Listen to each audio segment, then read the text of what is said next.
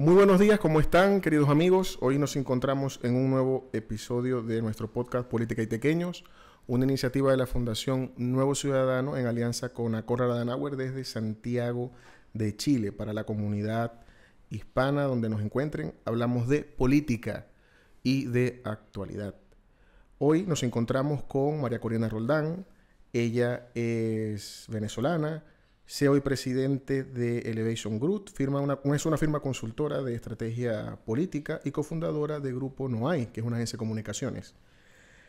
María Corina Roldán es comunicadora social de la Universidad Monte Ávila en Venezuela, es especialista en opinión pública y comunicación política de la Universidad Simón Bolívar, también Venezuela, locutor, también ha desempeñado cargos en campañas electorales en México, Chile, Paraguay, Ecuador, Colombia, Guatemala y Venezuela. Ha sido galardonada con el Silver Award de la Asociación y Academia de Publicistas Hispanos en Estados Unidos, también con el Premio de Excelencia Periodística en el año 2019 por la Alcaldía de Baruta. Ha sido nominada o incluida dentro de las 100 mujeres más destacadas de la actualidad política venezolana en la revista Todo Lo Clip y actualmente pues se encuentra acá en Chile, asesorado recientemente y el año pasado también en campañas recientes en el país, y hoy hablaremos un poquito de eso. María Corina, bienvenida y muchas gracias por compartir con nosotros hoy. Muchas gracias por invitarme, Carlos. Cuéntame, mira, ¿cómo ves el escenario? Entendemos pues que habíamos vivido en Chile un escenario polarizado, pero ha sido una novedad respecto de uno de los extremos, hablemos de la izquierda, que una candidata del Partido Comunista sea la abanderada. Eso es una excepcionalidad, no solamente en América, yo creo que en Europa también, que esté en primera fila. ¿A qué se debe esa excepcionalidad? ¿Qué relato fue el que caló allí? ¿O cuál fue la omisión de la centroizquierda en no ocupar ese primer lugar? Y por el otro, todo este desempeño que tuvo José Antonio Caz en su campaña, entendemos que ha tenido una victoria como la ha tenido, pero lo cierto es que durante todo ese proceso comunicacional fue evasivo, ambiguo, y aún así llegó. Entonces quisiéramos desde tu mirada entender esos fenómenos.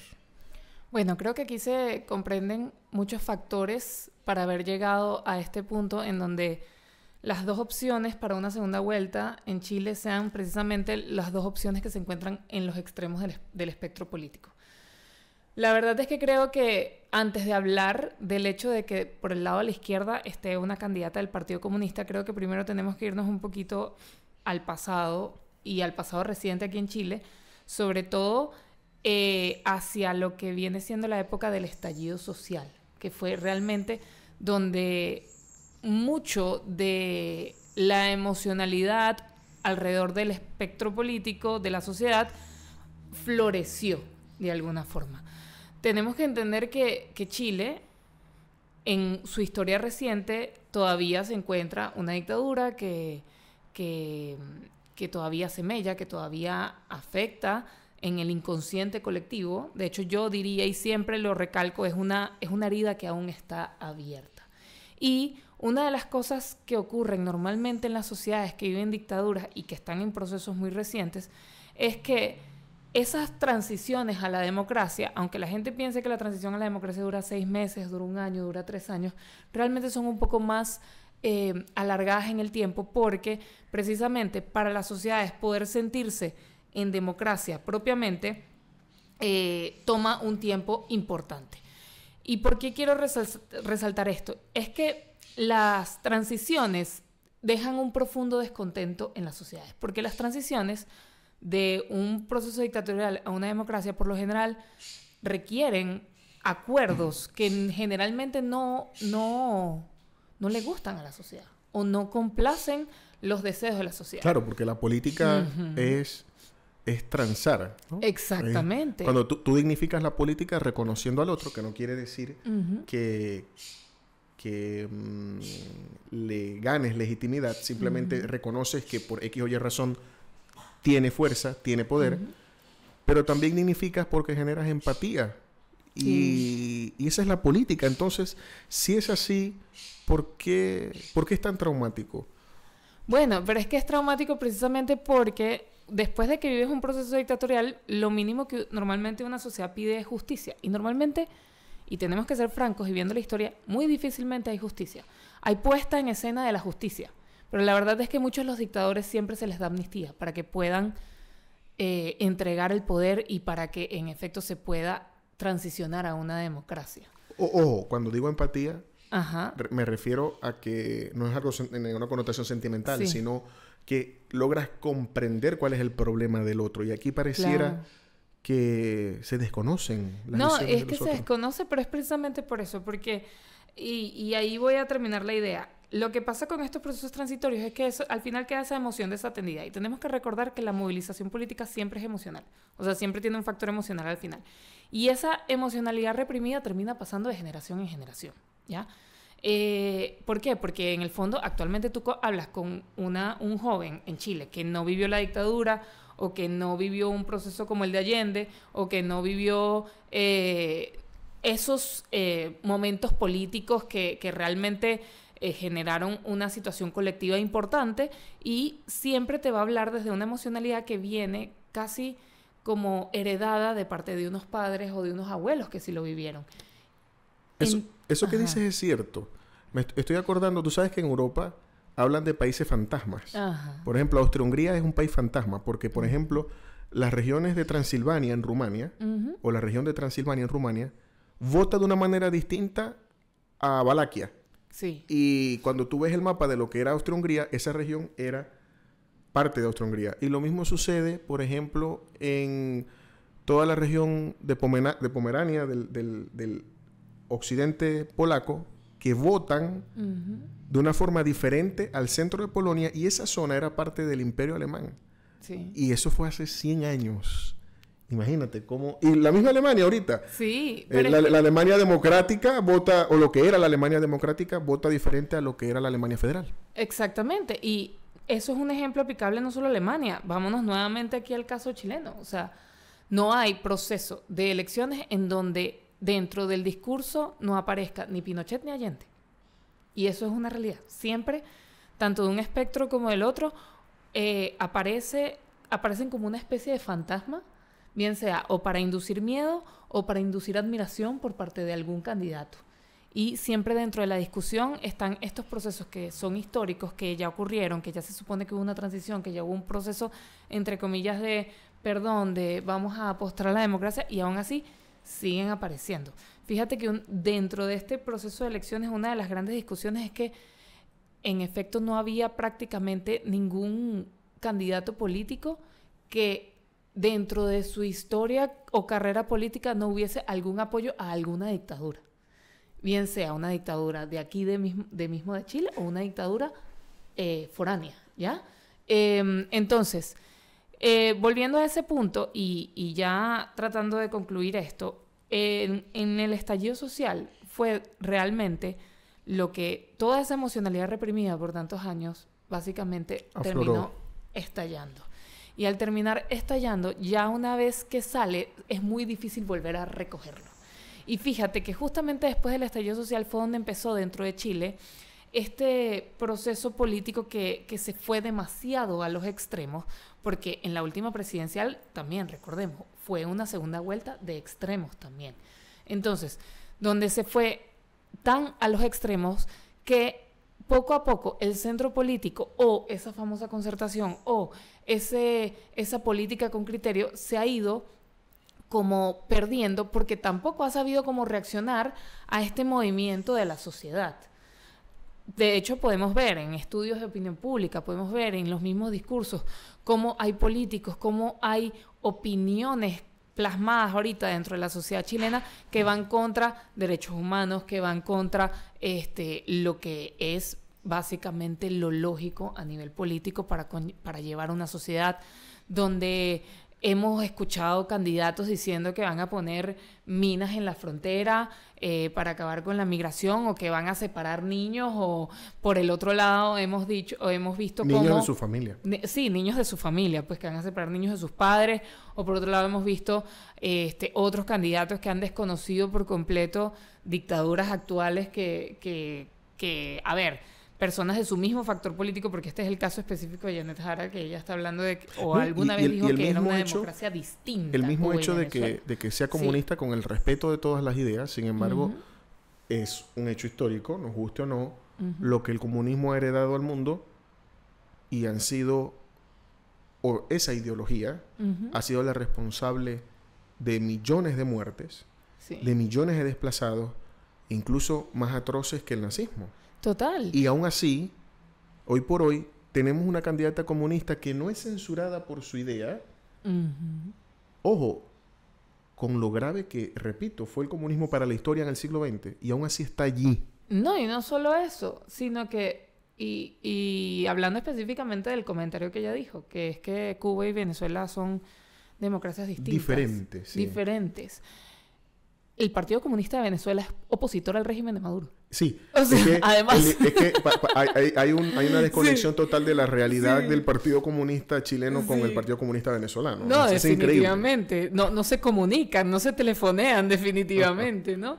Entonces, hemos tenido que ver que ambos candidatos, o los candidatos que se han puesto, han llevado su discurso, y quién sabe si en un futuro sus acciones, a un nivel de extremo, en donde incluso han tenido que a lo largo de la campaña ir cambiando esas mismas propuestas que han hecho, esos mismos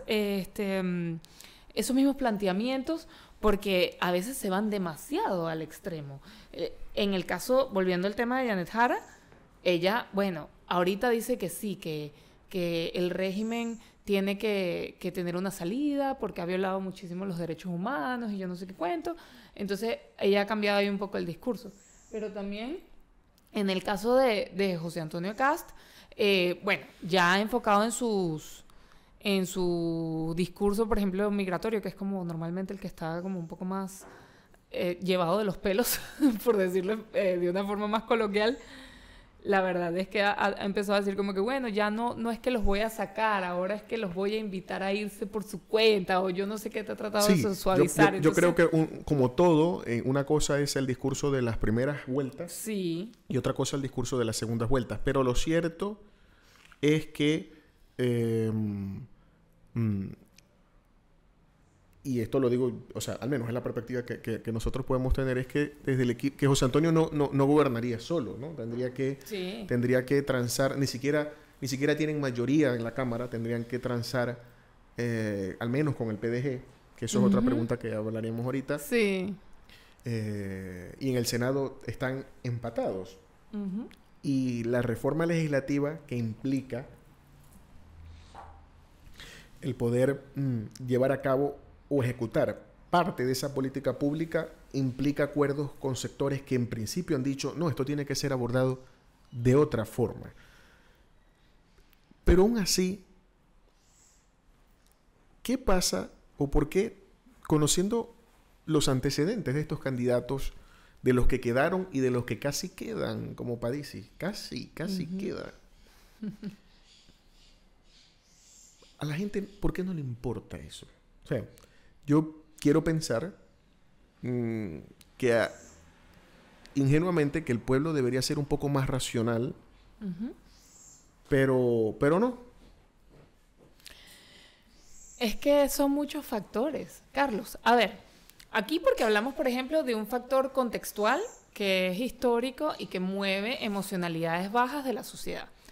Pero también hay otros factores. Hay un factor que a mí me alarma mucho y que yo creo que hay cierta cantidad de analistas que no han tomado en consideración, y es que Chile, específicamente Chile, es uno de los países de Latinoamérica en donde el acceso a la educación buena, de calidad y de altura es costosísima, o es casi inviable, o de alguna u otra forma es compleja. Entonces, ¿qué quiero decir con esto? Que tienes una sociedad que en el fondo está educada desde lo básico. Y cuando tú estás educado desde lo básico, donde no tienes una profundidad académica o intelectual notable, terminas teniendo una sociedad que toma decisiones más desde lo emocional en vez de lo racional y que se termina dejando llevar no solo por sus emociones propias, volviendo al punto de la emocionalidad, sino por las emociones colectivas que no han sido atendidas. Tú sabes que en el contexto de las elecciones, Parisi sacó más votos de lo que todas menos una encuesta, incluso hasta nosotros en nuestras estimaciones, pudimos equivocarnos, logró sacar casi 2.800.000 votos, casi el 20%. Sí. Lo cierto es que para las próximas elecciones, aparentemente, su militancia o los que consultaron promovieron el voto nulo o en blanco. ¿Tú crees que eso se dé? ¿Qué porcentaje? O ante esos escenarios. Porque cuando hablamos de los referentes externos, de los referentes previos Pinochet y Allende para los grupos políticos, lo cierto es que pareciera que la tesis de Pinochet se impuso porque 3 candidatos al menos eran de la derecha y fuertes, o sea, sin ningún complejo, bien sea porque lo apoyaron o lo apoyan implícitamente. O sea, lo que ocurrió, pues, el hecho de todo lo que ocurrió. ¿Crees que ese llamado del PDG tenga alguna incidencia en cómo será esa distribución o esa estimación del voto o esos porcentajes para esta segunda vuelta? Mira, más que incidencia, yo creo que también tiene una carga de estrategia política. Porque lo que sí es cierto es que en esta elección, precisamente por lo polar que es muy factible que haya mucho voto nulo y mucho voto en blanco. Porque hay muchísimos votantes que en el fondo no votarían comunista, pero que tampoco votarían conservador. O que no votarían el otro extremo. Yo doy por ganador a José Antonio en todo caso. Lo comencé al principio. O sea, doy que matemáticamente José Antonio gana. Sin embargo, y esto es algo que he dicho en cada análisis que he hecho, creo que no se puede desmeritar o desacreditar cierta campaña que ha venido del comando de campaña de Janet Jara, pero más que todo como una especie de campaña B, que está enfocada en promover el miedo. Y el miedo es una de las emociones que más moviliza el voto. ¿Pero crees que tenga alguna incidencia? Ciertamente sí. ¿Pero para que pierda? Sí. ¿Para que pierda? ¿Para que pierda quién? ¿José Antonio? José Antonio. Bueno, no sé si para que pierda, pero para que se acerque bastante en cuanto a porcentualmente el voto, sí. Sí creo que puede que llegue a sacar más de lo que estimamos matemáticamente que ella podría sacar. ¿Y cuánto crees? Hoy por hoy, una estimación... Me encantaría tener la bolita de cristal, ¿no? Por ejemplo, Desbordes dijo ayer 55-45 es lo que manejan ellos. Bueno, es que más o menos yo estaba estimando algo así. Creo que ella podría estar por encima de los 45, pero no tan por encima. ¿De los 45? Sí. O sea que todo el voto cuenta. ¿Cómo? Cada voto cuenta. Cada voto cuenta, sí. Porque además, vamos a lo plano y llano. Realmente ambos candidatos en primera vuelta sacaron un poco más del 20%. No son no son la primera opción de más del 60% de la población. Entonces, volviendo al punto de los votos blancos y los votos nulos, hay un grupo de votantes que en efecto no votaría ni comunista ni votaría el extremo. ¿Pero tú crees que José Antonio Caz es el extremo? A ver. Sí. Dentro de los candidatos políticos que se estaban presentando, era el más extremo en el extremo de la derecha, o en el espectro de la derecha. Ahora... realmente no hay más a la derecha que José Antonio Caz. Ahora, hay mucha gente que... Entre las opciones. Ahora, hay mucha gente que votaría también por José Antonio Caz, pero no es... O sea, es por un odio a Jara. También, o porque no votarían comunista. Y ese discurso es bastante... También ha calado bastante. Sí, porque es nuevamente el miedo o... aquí hay la emoción primordial dentro de este proceso eleccionario que viene ahorita es el miedo. O miedo al comunismo o miedo al conservadurismo. Pero indiferentemente de eso, realmente una elección, porque es que este sea el candidato que me gusta o porque esta es realmente la propuesta que yo quiero, un poco menos del 40% de la población. Vamos antes de O bueno, no. Antes de hacer la última pregunta, que es ya un poco más internacional, Sí. parto diciendo que ese problema que vive Chile es un reflejo de lo que ocurre en el hemisferio, en todo Occidente. Sí. O sea, nosotros pasamos de una política concertada, por decirlo de alguna forma, entre la centro-izquierda y centro-derecha, con un consenso que se agotó. Ajá. Y el primer doliente es la centro-derecha, porque ellos son los que se radicalizan. Sí. Y la centro-izquierda, y esto ha sido un proceso de al menos 2-3 décadas, al tomar ideas sucedáneas de la centro-derecha, al tomar ideas sucedáneas de la centro-izquierda, se vacía de contenido, no da respuestas auténticas a ciertos problemas, y es cuando viene entonces la extrema derecha. Pues si te pones a ver, primero tuvimos gobiernos de extrema izquierdas y ahora tenemos gobiernos de derechas duras, que tienen una incidencia o son más que todo una reacción a eso, ¿ya?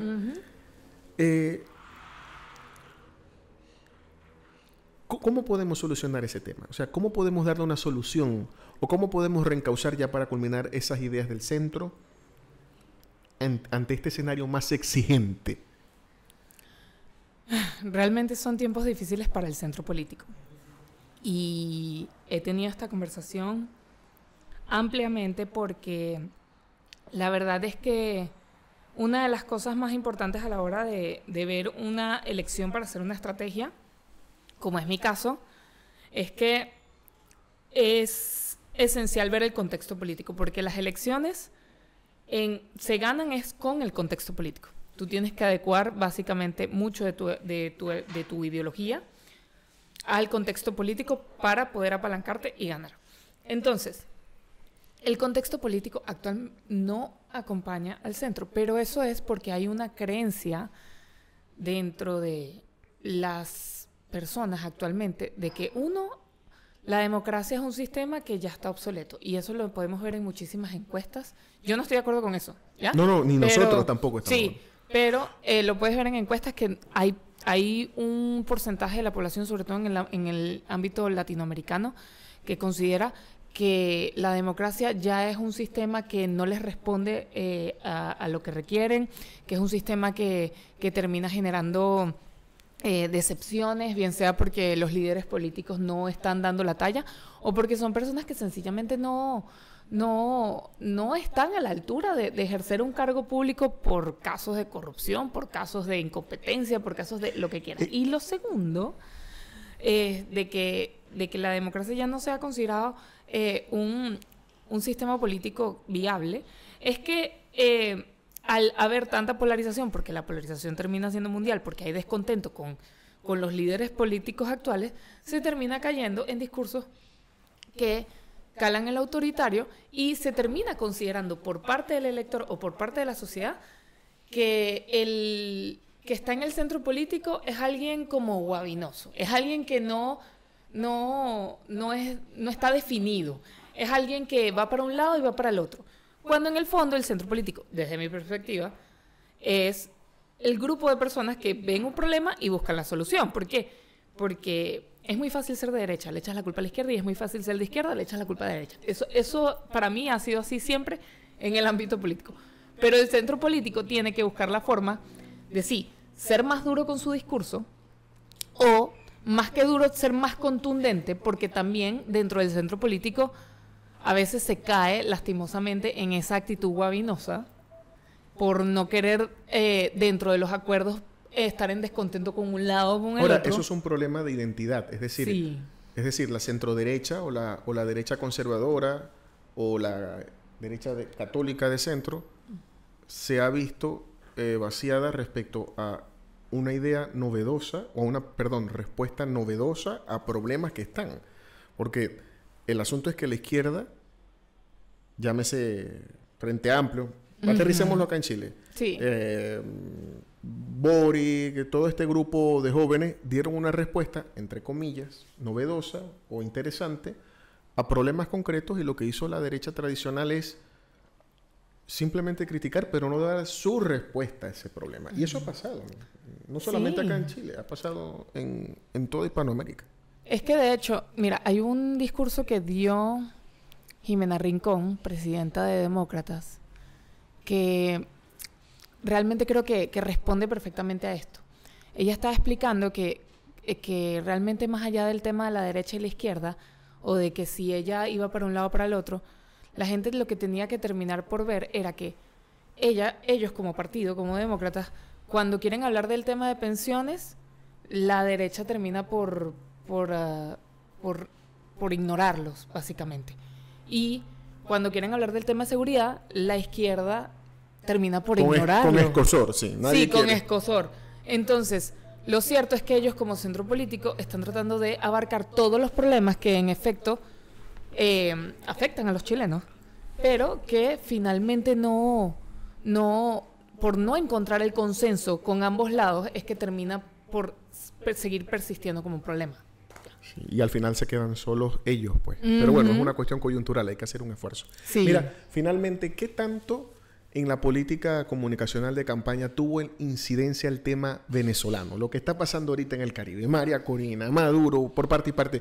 ¿Qué tanta incidencia tuvo en la política de campaña, tanto en la primera como segunda vuelta? Porque lo cierto es que cuando esta señora Jara dijo que María Corina era una golpista, sí, muchos, en la opinión pública chilena, eso cayó mal.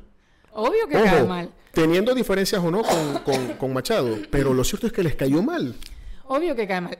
Hay algo demasiado importante. Venezuela siempre es el monstruo, ese monstruo que te va a agarrar en la noche. El chivo expiatorio también, sí. En todas las elecciones, en los últimos 10 años de la región, siempre Venezuela es como ese tema que se toca de vamos a terminar como Venezuela, vamos a terminar como Cuba o lo que sea, si votas por X candidato, etcétera. Ahora, el caso específico de lo que dijo Janet Jara es, más allá de por qué es tema Venezuela o lo que sea, es porque, en el fondo, María Corina Machado, independientemente de que seas de derecha o de izquierda, tiene una valoración alta a nivel internacional. Porque a ella no la ven como la mujer de derecha liberal que es amiguita de Trump. O algunos sí, algunos muy de izquierda sí puede que la vean así. En el fondo la ven como la líder que es, como la mujer que se enfrentó a una dictadura, la que ha hecho unos sacrificios realmente fuertes al estar básicamente, yo no sé ya cuántos meses en clandestinidad, sin ver a sus hijos, sin ver a su familia, en estado de persecución. Entonces, la ven como una mujer muy valiente ante algo que dentro de la mentalidad de muchos latinoamericanos es muy grande, como la dictadura venezolana. Claro. Entonces, la verdad es que ella, además volviendo al punto que habíamos dicho al inicio, que el Partido Comunista Venezolano es opositor al régimen, y eso como que se le olvida a los comunistas de aquí de Chile, ¿no? Y de muchas partes, pero ella, en vez de seguir esa retórica que podría tener el Partido Comunista de Venezuela, o que en efecto a nivel mundial se reconoce, porque más allá de que ella sea de derecha, liberal y todo el asunto, es alguien que tiene una alta valoración, cometió un error garrafal al llamarla golpista, porque te estás uniendo al discurso de Maduro. Claro, totalmente. Sí. Totalmente. Bueno, María Corina, gracias por esta media hora con nosotros acá en Política y Tequeños, un podcast de la Fundación Nuevo Ciudadano en alianza y cooperación con la Fundación Konrad Adenauer, contribuyendo con las ideas del centro político. Creemos, es muy importante que todos estos espacios contribuyen a la dignificación de la política como espacio de encuentro, de solución de problemas y sobre todo de reconocimiento de la dignidad humana. Muchísimas gracias. Esperamos tener en otra ocasión invitarme, poder conversar. Y señores, donde quiera que estén, pórtense bien, todo con cuidado, todo con mesura. Desde acá Carlos Farías se despide. Muy buenos días, buenas tardes o buenas noches.